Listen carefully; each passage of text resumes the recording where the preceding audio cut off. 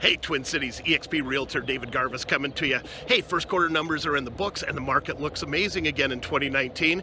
We are still bombarded though with all these national kind of macro reports telling us that a recession is coming, tell us that the real estate market is soft, and warning us about how homeowners are using their homes as cash out refinances, ATM machines again. Is that real information, or do they just want us to click on their links? Let's put Data Dave to work, dig into those reports a little bit more and see what they're really saying.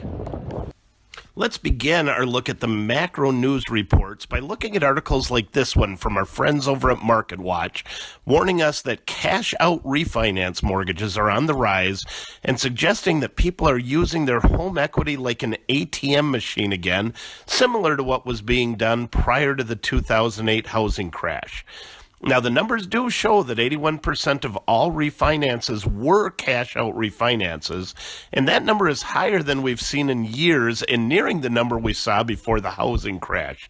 However, that's just a percentage of the refinances. What about the money that we are taking out and what they might be doing with that money? When we look at the actual dollars being taken out as cash-out refinances, we see that while home buyers were taking out about $321 billion in 2008, we're only seeing about $40 billion coming out in 2018, about 13% of what homeowners were taking out prior to the crash, and suggesting that the cash out is being put back into the home, or at least being spent more responsibly than what we saw happening in 2018. And how about headlines like this one that shows consumer debt has hit $4 trillion? Well, that statement is true. We did hit $4 trillion in debt. The shock value comes in the next line. Americans are diving deeper and deeper into the red. And that line is just an outright lie. As our population increases, the U.S. debt increases, but people are not more in the red. Additionally, as the economy gets better and stronger, more people buy more expensive cars and bigger houses. So, of course, debt is going up, but so does their equity position in those things. They're not more in the red, they're actually more in the black. And that same report actually reports how our mortgage debt compares to how much money we make. That's really the important thing, not the total amount, but what each family is paying in regards to how much money they're making. Well, although $4 trillion is an all-time high, the 4.24% of their total disposable income they're paying is at a 40-year low. It's lower today than it was in 1980 and every year since 1980. Now, let's talk about a headline that does have a basis and what it means.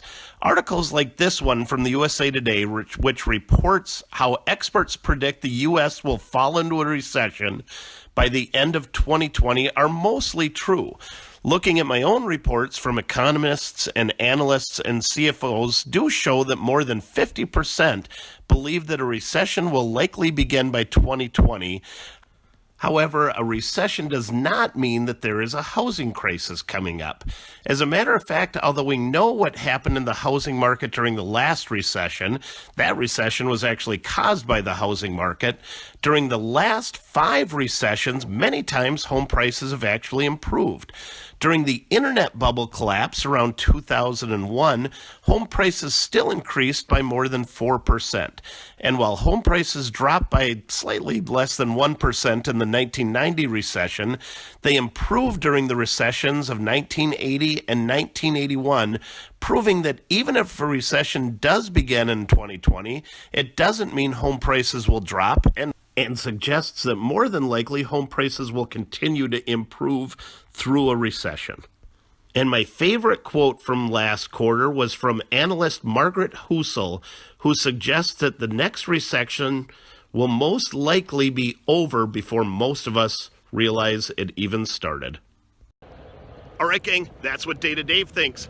Let me know what you think. Leave a comment, ask a question, tell me what you think about this market. Love to hear what you have to say. Have a great spring. We'll see you next time.